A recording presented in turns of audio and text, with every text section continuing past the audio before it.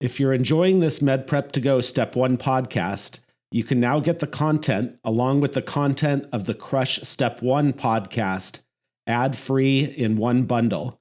Just go to medprep2go.com and find our new subscription podcast called Med Prep to Go Step 1 Bundle. Every who down in Who Newville liked the holidays a ton, but where to get great prices on gifts, they had no idea. None. They searched and they searched for great gifts under $25. Gifts for spouses and friends and even their toddlers. When suddenly one who shouted, Walmart has what you want, knowing they have Lego, Tree Hut, and low prices to flaunt. So they enjoy the holiday season as Who's often do. Cheering and shouting, Walmart has incredible gifts. Who knew? Find gifts they'll love under $25 at Walmart. Hi, everyone. This is Ted O'Connell. I just want to let you know that we have launched a Step 2 QBank podcast, very similar to our Step 1 QBank podcast. Each episode will have 3 questions so that you can study on the go. We are actively recording these and plan to release a new episode every 2 weeks.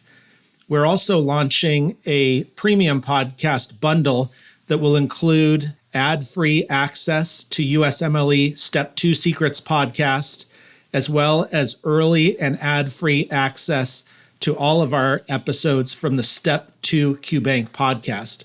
So please go over to our website at medprep2go.com and check these out, or you can access them wherever you get your podcasts. Thanks so much.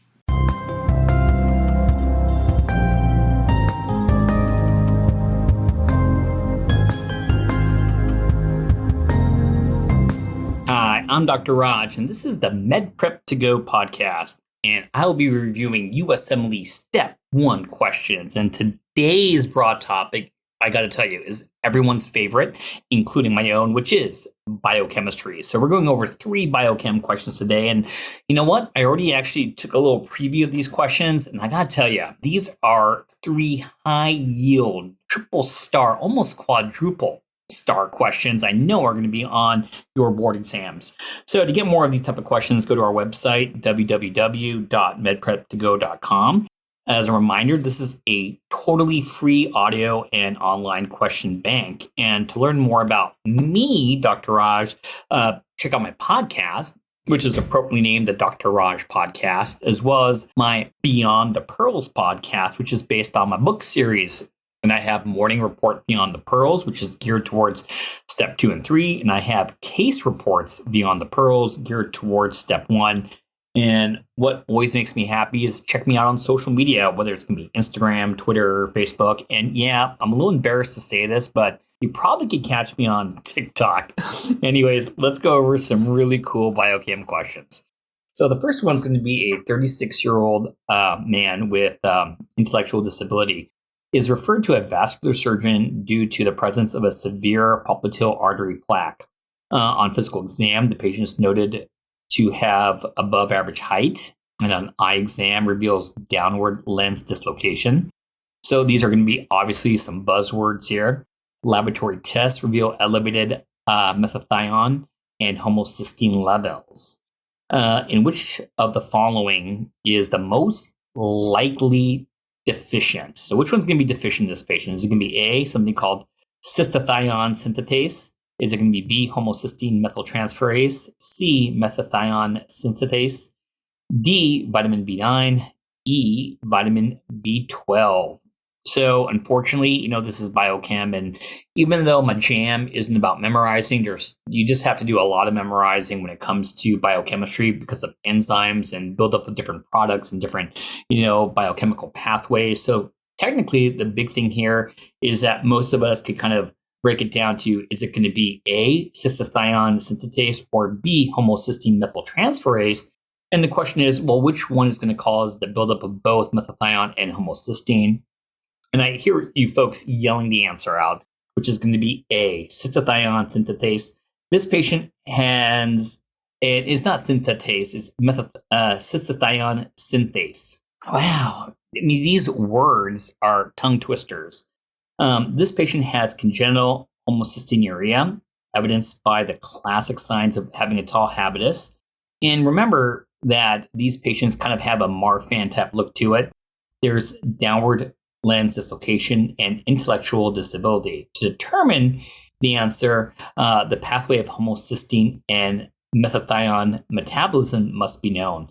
The only answer that will raise both methathione and homocysteine levels is cystathionine synthase, an enzyme that catalyzes the first step of the transculturation pathway from homocysteine to cystathionine, which is subsequently converted to cysteine. If you think that's a mouthful, you're 100% correct.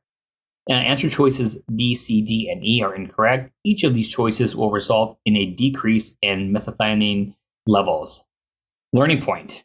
A tall patient with Marfan-like figure and downward lens dislocation who has atherosclerosis is indicative of a patient suffering from congenital homocystinuria when both homocysteine and methionine levels are elevated. Cystathionine synthase deficiency is present. So know those biochemical pathways. So let's do another one. All right. How about this? Oh boy, 6-month-old boy is brought by his mother to the pediatrician for evaluation of a new onset of vomiting. The mother states that the infant is vomiting more than usual for the past 2 weeks, ever since they introduced apple juice to the diet. Buzzword, that's a classic U.S. Assembly buzzword. The infant was born healthy at term with no complications. The mother had routine prenatal care throughout the pregnancy. Physical exam reveals an irritable infant with diffuse jaundice. So that probably may imply there could be some liver damage here. Oh boy. Or yes, someone's saying hemolysis, but sure, but definitely liver damage is high on my differential here. Why? We're in the biochem section, right? I mean, the best combination of biochemistry is always combining that with the liver. Lab values, including tests, are unremarkable with the exception of hypoglycemia. That's got to be blamed on the liver, right? Because what does the liver do?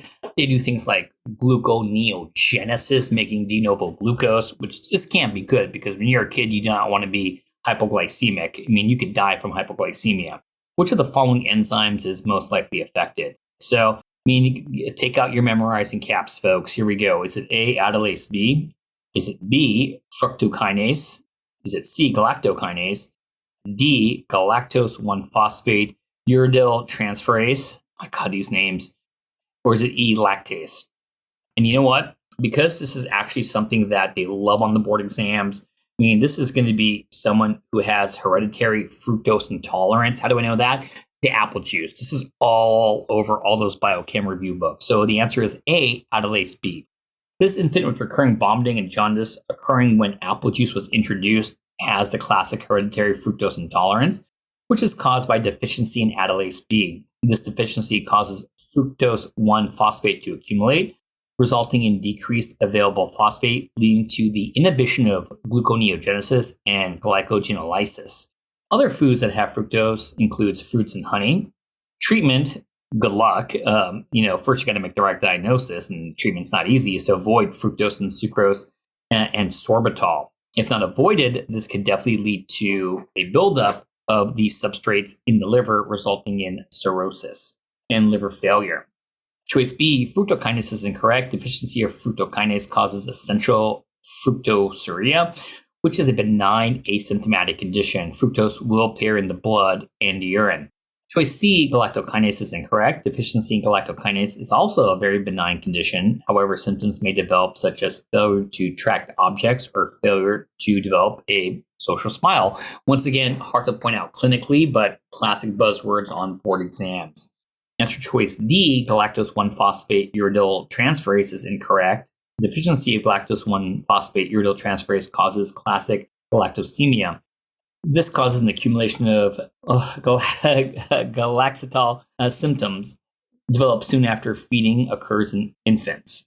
Symptoms can include, once again, nonspecific failure to thrive, infantile cataracts, which is classic, hepatomegaly, and intellectual disability. Choice E, lactase is incorrect. Deficiency in lactase causes lactose intolerance. Symptoms include bloating, cramps, flatulence, and having an osmotic diarrhea. So what is going to be the key learning point in this case is that aldolase B deficiency leads to hereditary fructose intolerance, an inborn error of fructose metabolism, Affected individuals are asymptomatic until they ingest fructose, sucrose, or sorbitol. The enzymatic block at adylase B causes an accumulation of fructose 1-phosphate, which has downstream effects on gluconeogenesis and regeneration of adenosine triphosphate, ATP. Symptoms include irritability, vomiting, poor feeding, hypoglycemia, usually because of that liver damage, jaundice, having hemorrhages, and convulsions. When the holidays start to feel a bit repetitive, reach for a Sprite Winter Spiced Cranberry and put your twist on tradition. A bold cranberry and winter spice flavor fusion, Sprite Winter Spiced Cranberry is a refreshing way to shake things up this sipping season. And only for a limited time. Sprite. Obey your thirst. This episode is brought to you by Indeed. You're ready to move your business forward, but first, you need to find the right team. Start your search with Indeed-sponsored jobs. It can help you reach qualified candidates fast, ensuring your listing is the first one they see. According to Indeed data, sponsored jobs are 90% more likely to report a hire than non-sponsored jobs. See the results for yourself. Get a $75 sponsored job credit at Indeed.com/podcast. Terms and conditions apply. So let's do one more. And I know it's going to be on your board exams. And I think most of you are going to get this one when I start giving the buzzwords out here. So we have a 1-week-old boy is brought in by his mother to the emergency department for evaluation of a new onset of seizures at home. That's just sad. And it occurred about 1 hour ago. So the mom rushed to the ER as she should. The mother states he has vomiting several times a day, meaning that day was vomiting quite a bit and has not been feeding well since yesterday. The infant was born healthy at term without complications. The mother had routine prenatal care throughout the pregnancy. On physical exam, the infant has a weak cry and appears to have low muscle tone. His diaper is notable for a sweet scent. Now that is 20,000 star high yield buzzword right there. Diaper is notable for a sweet scent. Serum and urine amino acid tests are ordered, which confirm the diagnosis. And of course, they're giving you more buzzwords. What are they accumulating? Which of the following amino acids should not be given to this patient? Is it going to be A, arginine, B, leucine, C, phenylalanine, D, tryptophan, E, tyrosine?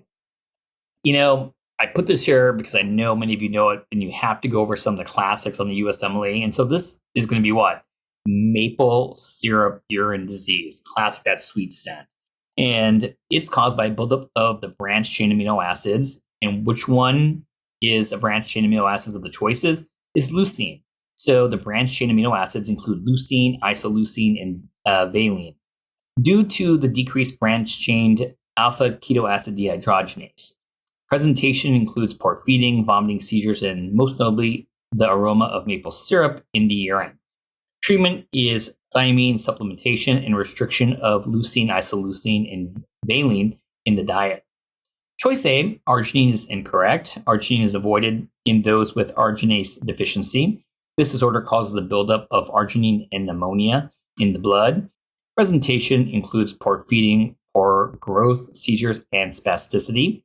The sweet aroma will not be found in those with arginase deficiency. Treatment is with a low-protein diet, arginine restriction, and supplementation with essential amino acids. Choice C, phenylalanine, is incorrect. Phenylalanine is avoided in those with phenylketonuria, PKU, another classic thing you should know for the USMLE Step 1. Due to the inability to convert phenylalanine into tyrosine, presentation includes intellectual disability, microcephaly, seizures, hypopigmented skin, and a musty odor. Treatment is by restricting phenylalanine in the diet and supplementing tyrosine. And almost last is choice D, tryptophan. Tryptophan is not a branched chain amino acid and may be consumed by those with maple syrup urine disease. Choice E, which is the last of the choices, is tyrosine. Tyrosine is not a branched chain amino acid and may be consumed in those with maple syrup urine disease. So what is the key teaching point here? Maple syrup urine disease, which is triple star high yield for the boards, is caused by a buildup of the branched chain amino acids leucine, isoleucine, and valine due to decreased branched chain alpha ketoacid dehydrogenase. The treatment is thiamine supplementation and restriction of, once again, leucine, isoleucine, and valine in the diet. And I just wanted to throw one extra thing in there so we can take this seriously, is that, we definitely want to make the correct diagnosis very, very early, because if it's untreated, it can be life-threatening. I have colleagues who are pediatrics who don't see this commonly, but have mentioned that if you don't make the right diagnosis, they could have coma and respiratory failure within the first 7 to 10 days, and they could even have death in the first 1 to 2 months. So, hey, I hope everyone enjoyed today's questions. And if you want more of these, check out www.medprep2go.com.